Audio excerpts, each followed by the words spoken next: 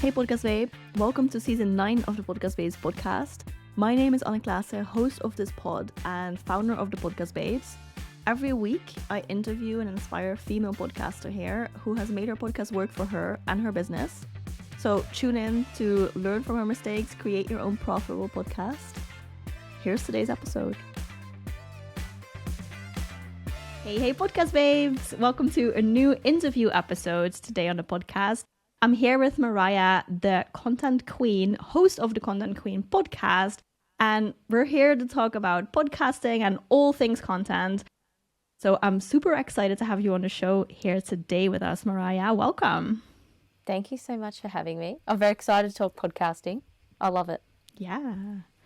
So can you tell us a little bit more about yourself, your business, and the Content Queen podcast?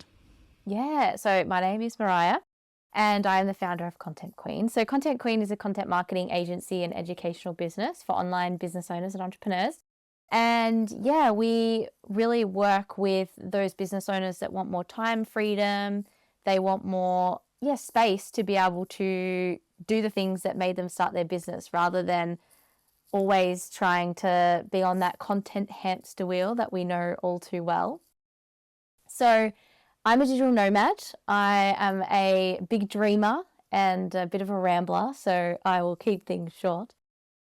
But I also started my business to travel. I know, Anne, you mentioned the same thing on my podcast. And yeah, I really wanted to start my business to help people live a more free lifestyle, but also to live one myself. And as we record this, I'm in Spain. I'm Australian, as you can maybe tell by my accent. I get British a little bit as well. So yeah, I'm Australian and currently digital nomading around Europe, which is really fun. Beautiful. Yeah. So at what point in your business did you decide to start your podcast? I know that you launched the podcast in 2019, but where in your business were you back then? I was very early days. So I already had a podcast when I first started Content Queen. It was called How Do You Solve a Problem Like Mariah? And as my brother always says, spoiler alert, you cannot. So I started that podcast to create content and just, I don't know, I was really interested in content creation. And so when I'd started Content Queen, I'd already had this podcast, but I was like, well, I don't really have the space for it. I need to do something more intentional towards my business and something to be seen as like more of a thought leader in my space. So it was about end of 2019. So I'd already started like 6 months into my business. It was quite early on, probably even less because I was side hustling. It was just more trying to like find the time to do it. And I was like heading on this big trip around Europe. So it was like got home from Europe. I had to put a pause on how do you solve a problem like Mariah after having a conversation with an entrepreneur to say like, you can't do it all. So don't try and like have these two things going at once and maybe just focus on something that's a bit more intentional towards your business. And then maybe later down the track, you'll bring it back to life. I still have not yet. But yeah, so I started probably about 6 months in. It was really early, and I was lucky enough that I knew how to launch a podcast and kind of how to put it together. So I didn't get stuck in the detail, which I know can happen with entrepreneurs first starting a podcast, and they can kind of stew on it a little bit. But yeah, I was just like, okay, I know what to do. I know what needs to happen. So let's just like pause that one and make it happen. So I really early, I didn't really wait until I didn't even really have like permanent clients before I started. Interesting. I think that's really interesting. Like, yeah, you don't have to have the whole business figured out, and you don't have to have I don't know how many clients and everything before starting your podcast.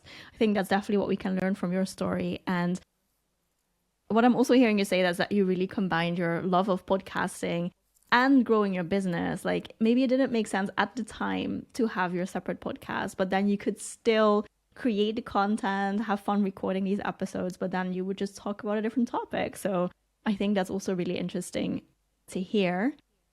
How did it go starting that new podcast? Because you've already done it before. So like you said, you knew how to launch it. But then once you did launch it and your business was quite young at the time, like what effect did the podcast have on the business, if any? Yeah, huge. And not just from a fact that I could go on and talk about my business and promote my business. I was able to network and collaborate with people through interviews. Like you and I, Anne, have connected through this podcast, and we might not have cut across paths on social media. with having this podcast, it allowed me to invite guests onto my show, and everyone likes to join a podcast. So it allowed me to then, I remember very early on, it might have been like episode 4, I had a woman come on named Francesca. She was doing all things about time management, and I thought, well, time and content makes a lot of sense to pair together, so let's get you on the show. And we actually, off the back of that, she's like, oh my God, I really like what you're doing, let's collaborate. The collaboration didn't go ahead just because she ended up shifting her business, but like all those things that I was able to do. And then down the track, obviously it built and grew. Like I was asked to join podcasts because I had my own, and we could kind of exchange podcasts. So whilst, yes, I got clients from my podcast, I was able to monetize my podcast from like my offerings. It also allowed me to collaborate and network. Like it's a perfect networking opportunity. Like, you know, you chitty chat with your guests just before you get started, you learn more about them. And I've, had amazing opportunities, client referrals from people that I've had on my podcast. Like, oh my God, I love what you're doing. I know someone that could benefit, you know, like all those things. Like, so, and also on top of that, what I want to mention is it allowed me to create content for my social media, and it gave me so much more time. I was working full time whilst I was creating my business from a side hustle. So having that podcast allowed so much more freedom with my content creation process, because I just had to record, well, not just, but once I'd recorded this episode, it allowed so much space to create more strategic content for my business. So, which then elevated my business as well, because then people on social media could get a taste for my knowledge, even if they didn't listen to the podcast, and I was able to then convert clients through that. So huge benefits, like massive. I think it was the best thing that I ever did. Yeah, I love that you also mentioned that you create content from the podcast content, because that was actually one of the like main questions that I have for this interview, because you know all things content creation. So I also wanted to ask you, how does your podcast fit into the overall content strategy that you have for your business? You're going to love this, Anne. It is my core channel.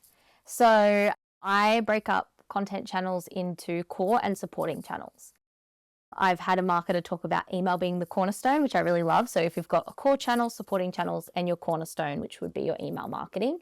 So I break up core channels into either the one you spend the most time on or the one you get the most amount of content from.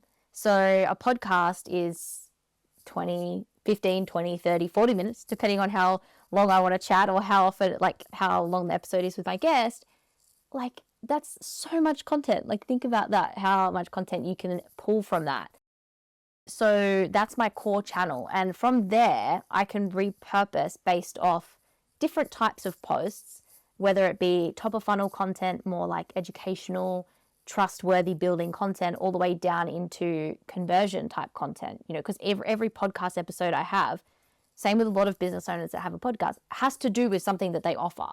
So that theme of that podcast episode can promote something in my business. So if I look at my social media, how many days I want to show up and what types of content I want to create, from top of funnel, fun, engaging, educational content, to bottom of funnel, which is promotional content, I can lay those bits out, and then the theme of the podcast kind of weaves into that.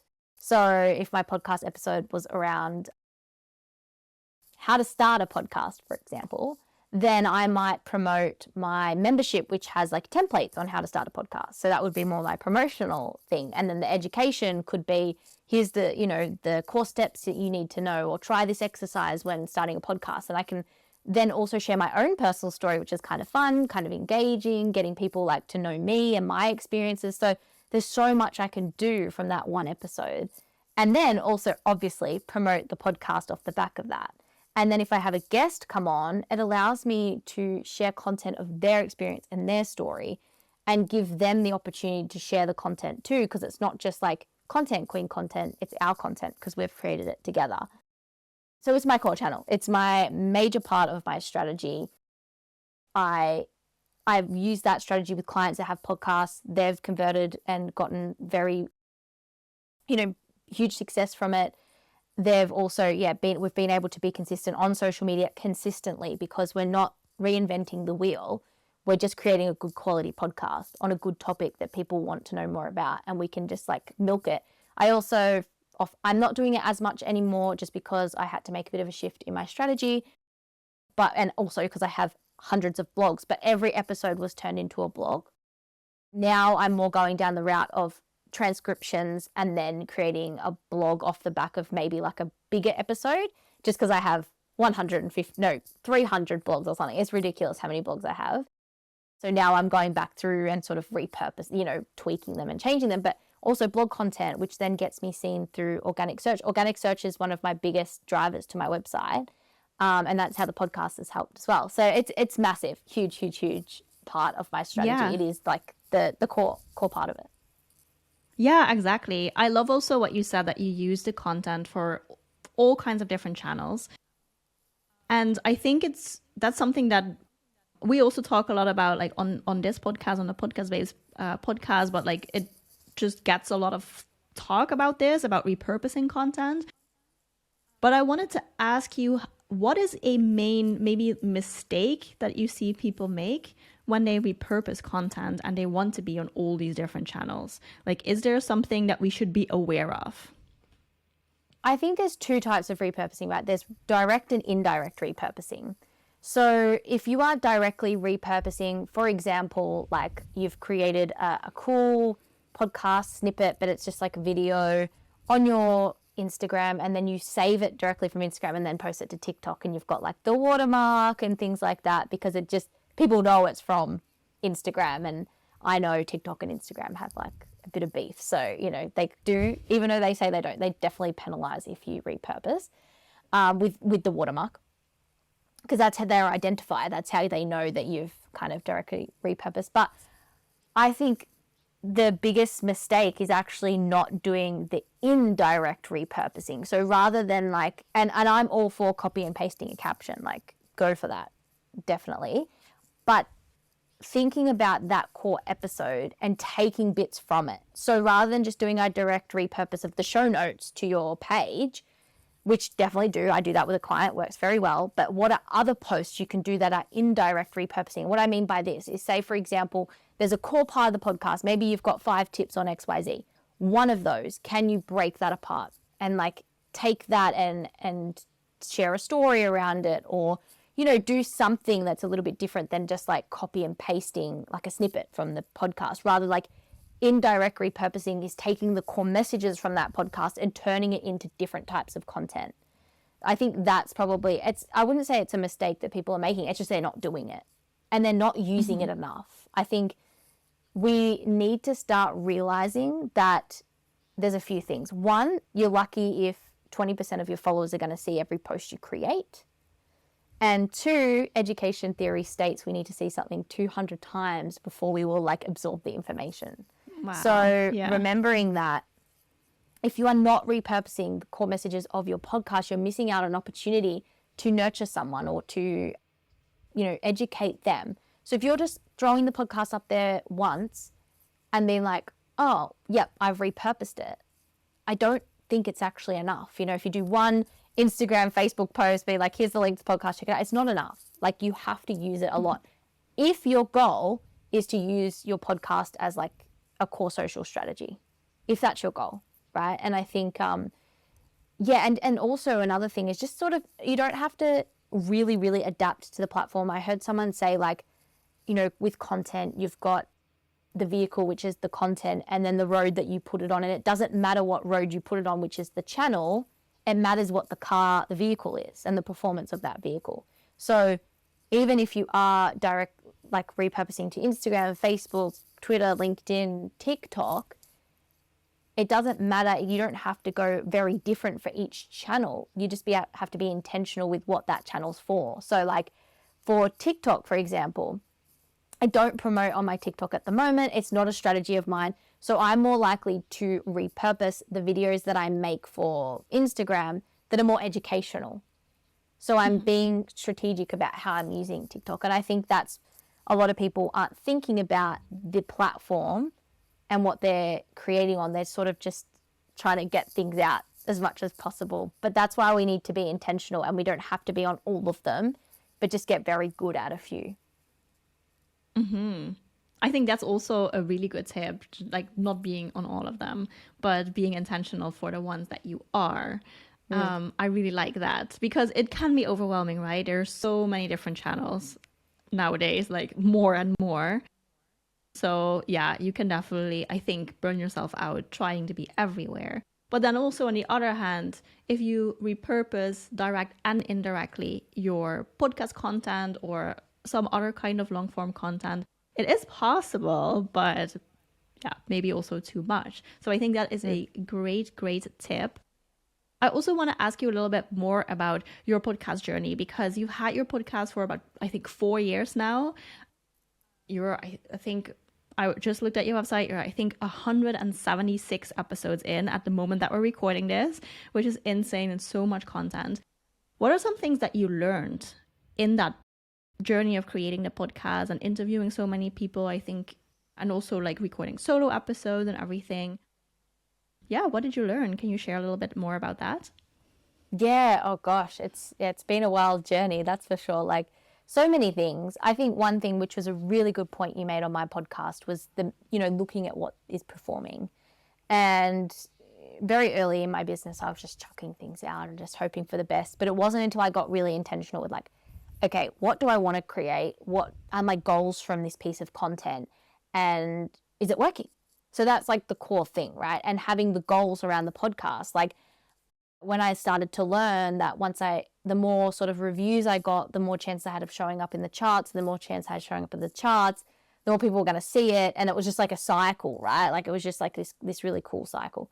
So I made that sort of the focus of the podcast, was just like trying to get people to rate and review it and, working on, how can I create the best content so people will like it, rate and review it. And I think that was a really big lesson for me, was just being intentional and looking at the numbers and looking at what people were listening to and engaging with. And then the other thing that I think was like really valuable for me to learn in this journey is storytelling. And storytelling became a very big part of the podcast because that is how people would engage more. I sort of started to notice trends of like when I had storytelling related episodes, it just brought on more listens and I just felt like the podcast was of quality. So I started thinking about a formula that I could create to make it a more storytelling based podcast. And I know with like guests, obviously it becomes their story and how they started. And I think that's super cool to hear. But for solo episodes, I was like, okay, well, how can I bring more storytelling into this? So I made a little plan that I would always start off an episode with a story and then lead into a strategy. And storytelling and strategy are the two things I want to be known for as content queen. So it was fitting really nicely. So like I would start off with, okay, here's an experience I've had, here's an experience I know someone's had, or here's a hypothetical experience. And then this is what you can do off the back of that. And this is what you can take away, so that if they didn't remember the exact tips, they remembered the story. And that was a big lesson for me in terms of getting people to, just absorb the information.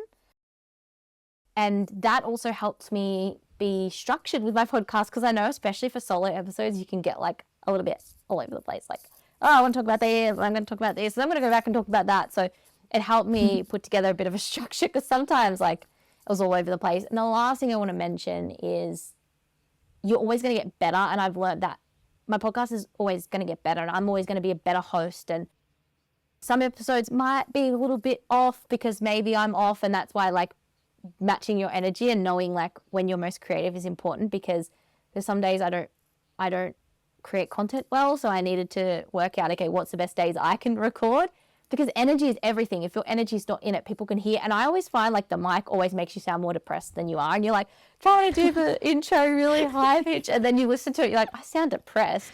So trying to record my podcast on a day that I'm like high energy, high vibe, because energy, that like being in, energized, people know when you're not energized and when you're not passionate about it. So that was a big thing for me as well, was just like enjoying it and learning to have fun with it. And then also off the back of that, knowing that, okay, my first episode makes me cringe. I hate every minute of it, but it's progress, right? And you're always going to progression over perfection, as they say. So I'm always knowing like it's going to get better. It's okay. And some episodes might not be the best, but we learn and we grow from that. And I think that's the most important thing, because we're not perfect, and every piece of content is going to get better over time. Yeah, I think that is such a great tip, a great note. I mean, it's so true, right? You cannot get better at it unless you record content over and over again and you produce this podcast. And if you didn't have episode one, then today's episode would be episode one, you know, like you got to start somewhere to get better. And I think it's also, I'm personally a fan of just leaving those episodes up. If you scroll back, you can still find the first episode of the Podcast Babes podcast, of my other podcast. You can still hear the very, very first episode. And I also definitely cringe hard, but it's still content. Like, people still listen to that episode and they probably don't cringe, right? Because they're just like, okay, cool, good tips, thank you. So I think it's also, it's so important to just get started and keep going. Also, I think keeping that momentum of releasing episodes, and even if one is a little bit off, it's still content, it's still an episode. You can still, and you also sometimes don't know, like, speaking of metrics, and that you mentioned making decisions based on those metrics and seeing what works, I've been surprised sometimes, actually really often surprised at which episodes perform really well and which episodes maybe not as well as I expected.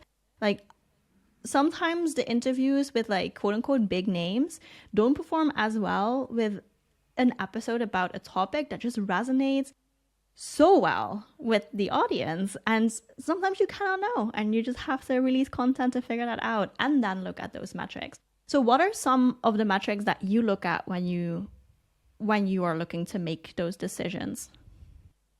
Yeah, so and yeah, totally good point. Like, it's always amazing. It surprises me so much. Even a client of mine, like, when we're looking at her social media metrics, there was this very easy podcast promotional post that we do every Tuesday.